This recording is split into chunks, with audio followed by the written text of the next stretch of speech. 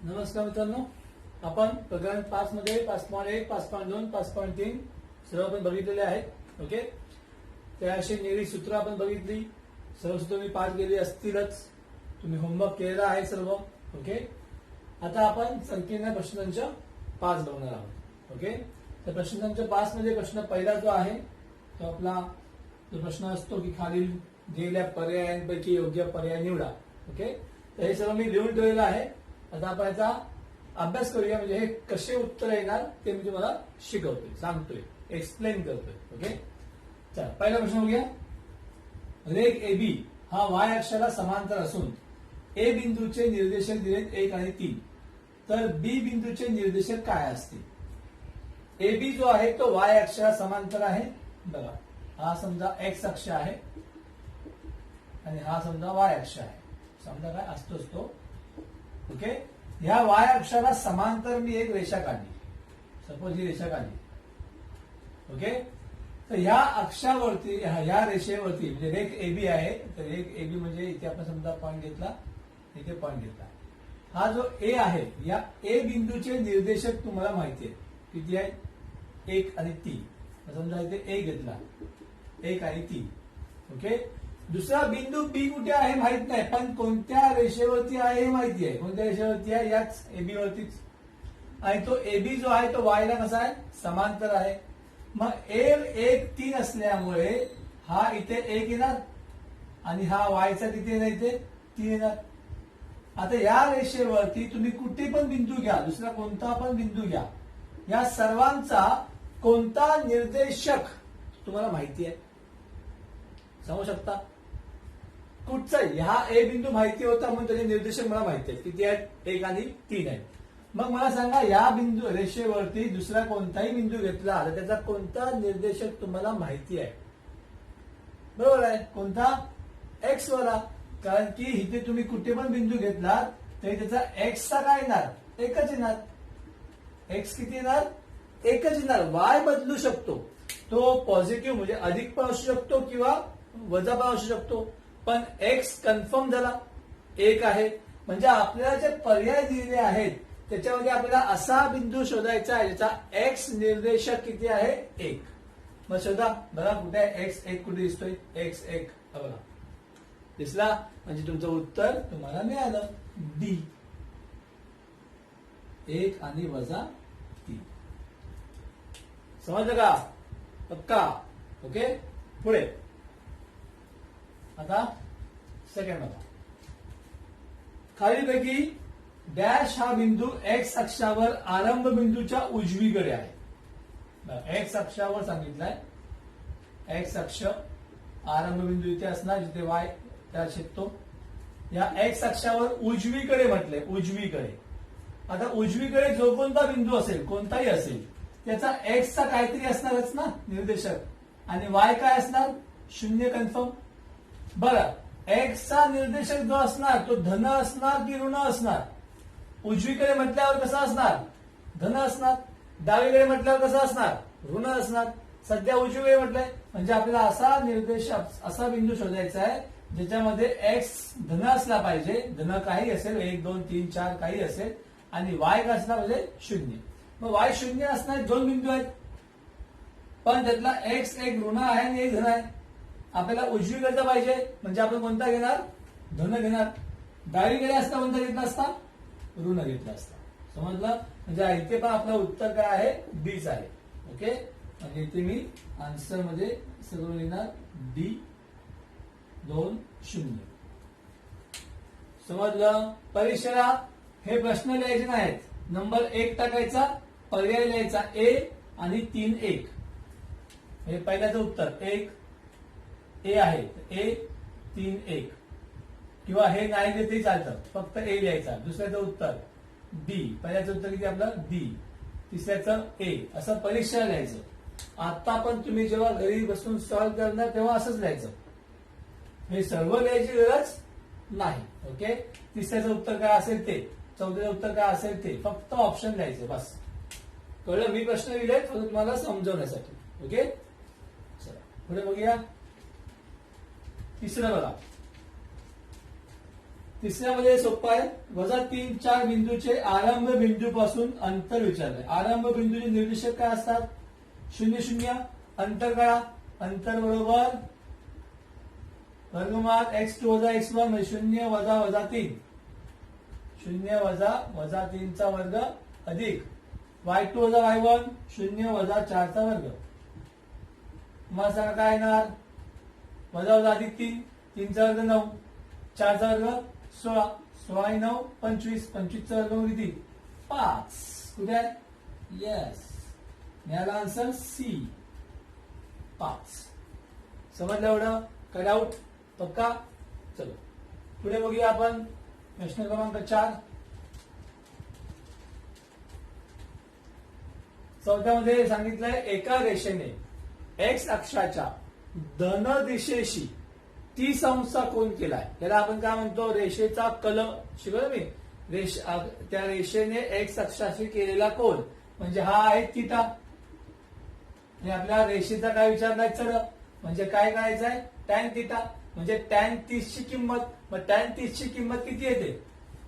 1/√3. पाठ करून ठेवा.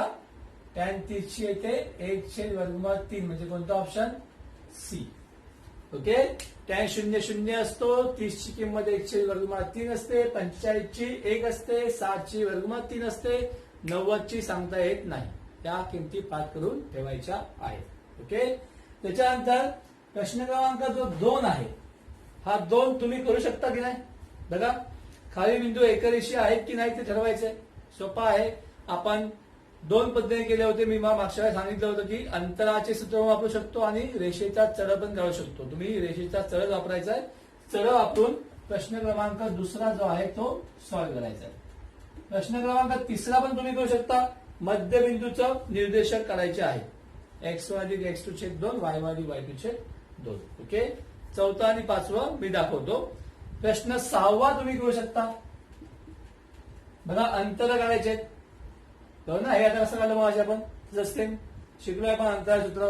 एक अख्खा एक्सरसाइज घेतलाय 5.1 याच्यावरती. ओके. तुम्ही हे काढायचं आहे. ओके. 6वं तुम्ही करायचं. त्याच्यानंतर प्रश्न क्रमांक 10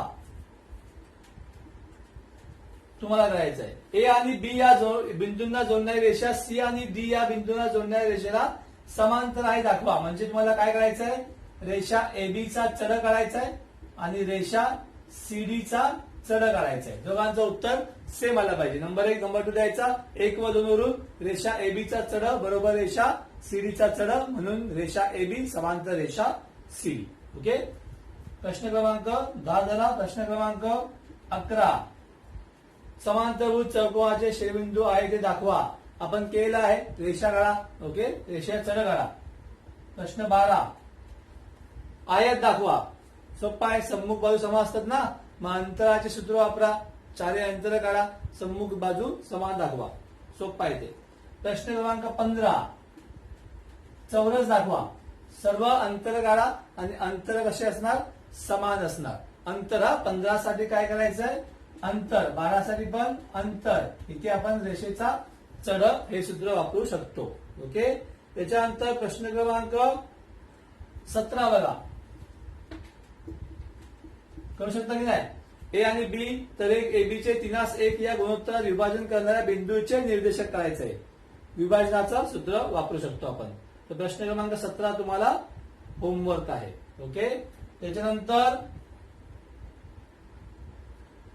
अजून कोणतं करू शकता? प्रश्न क्रमांक 22 पण करू शकता. प्रश्न क्रमांक 22 बघा. ए बी सी डी हे शिरोबिंदू असलेला एक चौकोन आहे. त्या चौकोनाच्या प्रत्येक कर्णाचा चढ काढायचा आहे. कर्ण म्हणजे काय? समजा चौकोन घेतला ए बी सी डी. तर कर्ण कशाला म्हणतात? हा एसी कर्ण आहे आणि बीडी कर्ण आहे.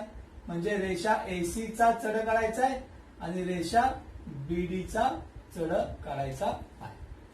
तर एवढे प्रश्न तुम्हाला होमवर्क आहेत. तुम्ही करू शकता की नाही? ओके.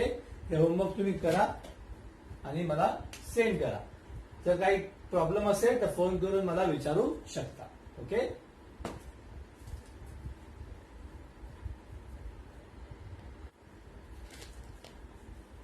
ओके.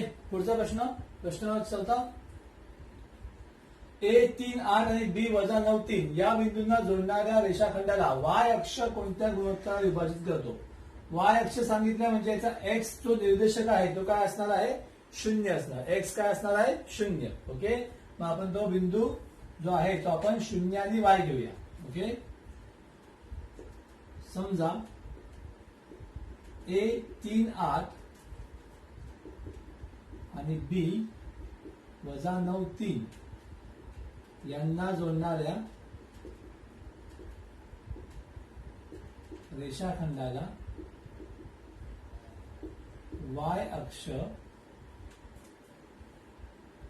M(n) या गुणोत्तरात विभाजित करतो. ओके, वाय अक्ष सांगितलाय म्हणून वाय अक्षाचा जो एक्स निर्देशक असतो तो काय असणार आहे? 0 असणार आहे. ओके, मग आपण लिहायचं विभाजनाच्या सूत्रानुसार x बरोबर mx2 अधिक mx1 छेद m अधिक n. ओके, मग x काय घ्यायचा?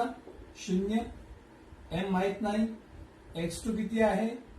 हा x1 y1 x2 y2. x2 किती आहे? -9 अधिक n ची किंमत माहित नाही.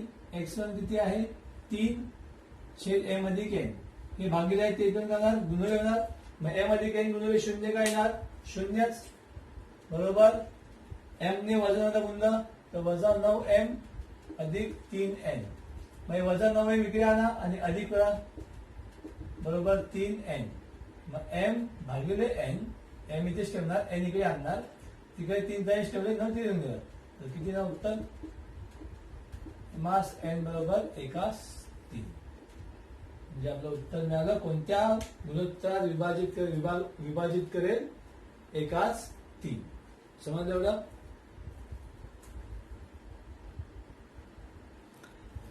प्रश्न 5 बघा.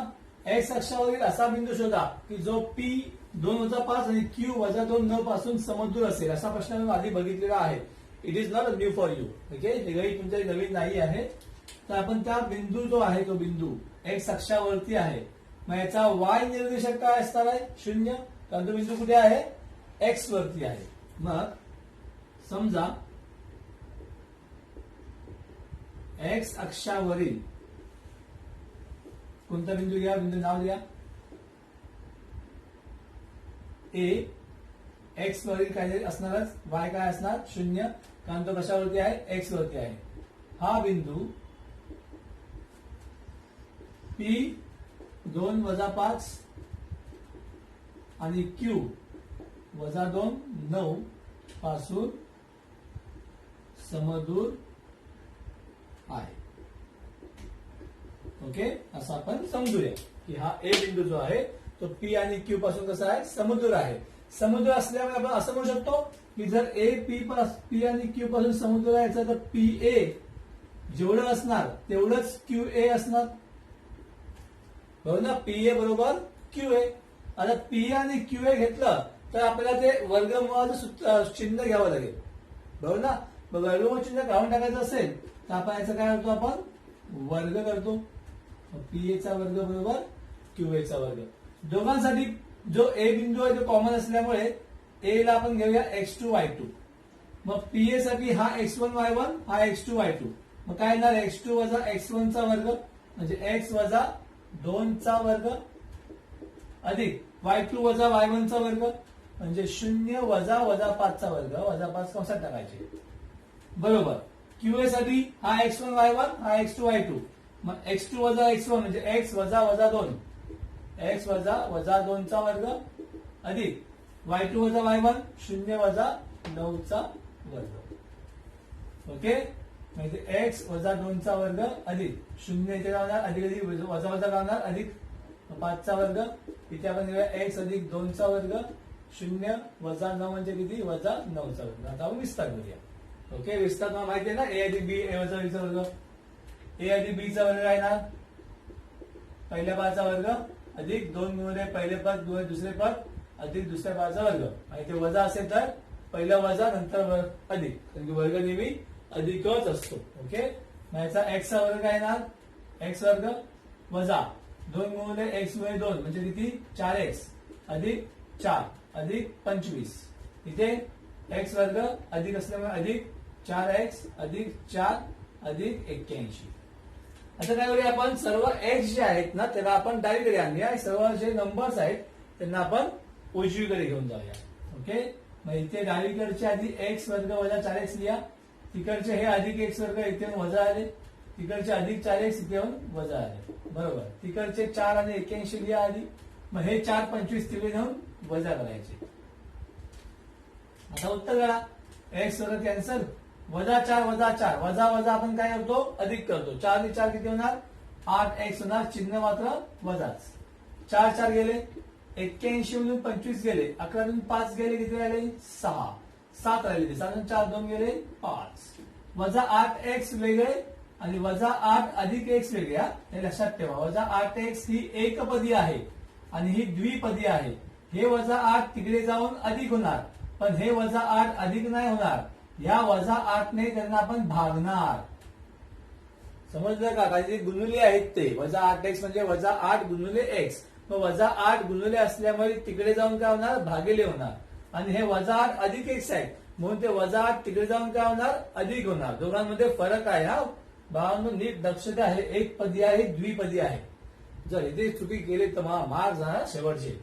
ओके, मग x बरोबर 56, हे वजा 8 इथे गुणुले आहेत ते इथून भागिले होणार, आणि x ने भागला आपला 8 ने भागला तर उत्तर किती येणार 7, म्हणजे x चं उत्तर आलं वजा 7. मग तो हा बिंदूचे निर्देशक मिळाले मला वजा 7 आणि हा 0, म्हणून x अक्षावरील उत्तर लिहून टाका, x अक्षावरील वजा 7 0 हा बिंदू P 2 वजा 5 आणि Q वजा 2 9 यांपासून समदूर आहे.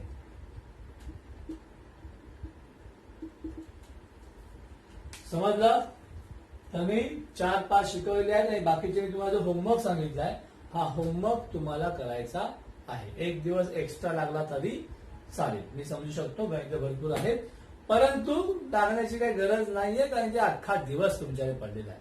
तर तुम्ही हे काम करू शकता, तुम्हाला ते करायचं आहे. ओके.